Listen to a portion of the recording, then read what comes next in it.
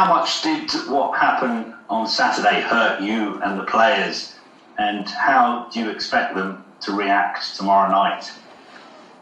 Well, it hurt us because once you reach a final, you want to win the final when you're so close, and we had to overcome a huge opponent in the semi-finals, and we had the feeling that we deserved to be in the final first of all, and even after the match we had the feeling that we deserved to win it, but so we were hurt, of course, but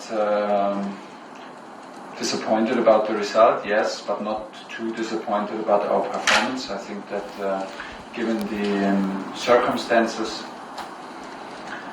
that we play in different competition, which is not so easy because usually the pressure and the tension builds up from match to match, and then it ends up logically in a final. That is not the case for us. We play in 3 competition, and you win the semi-final against Real Madrid, then you go back into race of top 4, suddenly you are in the final again of FA Cup, then you go back to race of top 4. It's not that easy to be focused and have the concentration level and the right amount of tension. It's not always logical, but and for that, given the circumstances, first time with spectators, a big match, we are also not that experienced in finals with our young squad. It was an okay performance and enough performance to beat Leicester and to take the win away, but we were unlucky. And so there's nothing to worry too long about, and we spoke about the game, we had a post-match talk, and now we focus on the match tomorrow, which is the same opponent, but a totally different competition. How do you think you need to approach this game? Is it simply a game that you have to win at all costs, considering what happened with Liverpool yesterday? Well, that didn't make things boring in the Premier League, that late goal from Alisson, that's for sure. But at all costs, I don't like at all costs, because at all costs means at all costs means at all costs, and this is not what we do. We want to win games, we're in sports, and this is not about life and death, but it's super important for our ambitions, and it's of course the situation is very clear. It's still in our hands. This is absolutely positive, and what we worked hard for, we should not forget. And we approach the game more or less like any other game.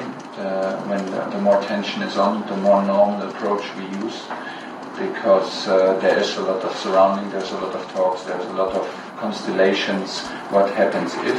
So the best thing is to stay focused on what you can influence, and this is our performance. And so we approach this game like any other game, with a clear will and desire to win.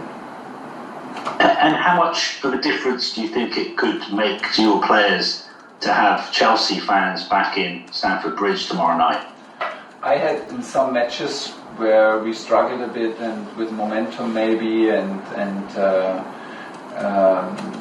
I had the feeling during this run that in many matches that support could help now, and would be crucial also to our team. So having the fans back is fantastic, and I hope they come in the right moment to help us to secure this last win in Stanford Bridge this season. And just the final one from me. Obviously, Tammy wasn't involved on Saturday. Is that tactical, or is it something that you see in training?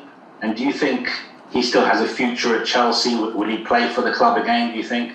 Well, it's just the amount of people that I can nominate for a game, and it's then I have to select 18 for 20 position. And then we decided to start with Timo Werner on the 9, and we had Kai and Oli who can play on the 9, so we decided not to have 3 number 9 on the bench. This is it, it's never personal.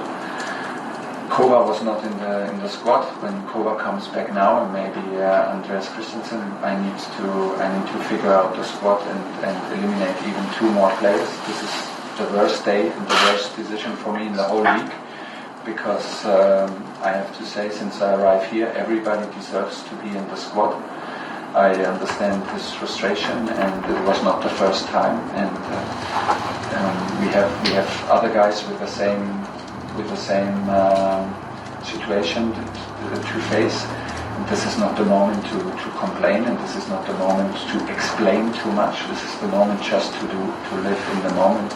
These are the decisive 2 weeks now of the whole season. So this is the situation, and this is it. John Southall, 5 Live. Hi Thomas, can you hear me now? Did you watch the Liverpool game yesterday? And if you did, what were your thoughts when the goalkeeper pops up in the last minute to head in the winning goal? I came home in the afternoon, and then I checked on my.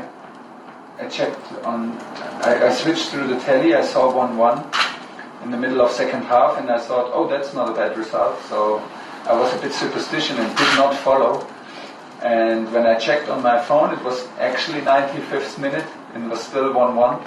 And when I checked 1 minute later on my phone, I had to realize that superstitious does not work always, and maybe never. But Good header, though, did wasn't not it? help not to watch it. Obviously, I took the wrong decision, if that had any influence. Well, like I said, that does not make